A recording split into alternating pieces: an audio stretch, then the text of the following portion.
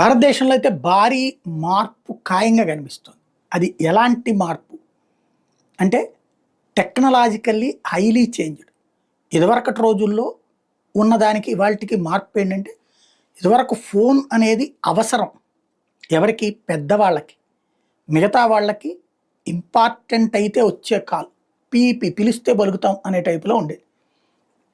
అలాంటి స్టేజీ నుంచి ఫోన్ లేనిదే క్షణం గడవట్లేదు, ఫోన్లోనే అన్నీ చూస్తున్నటువంటి పరిస్థితి.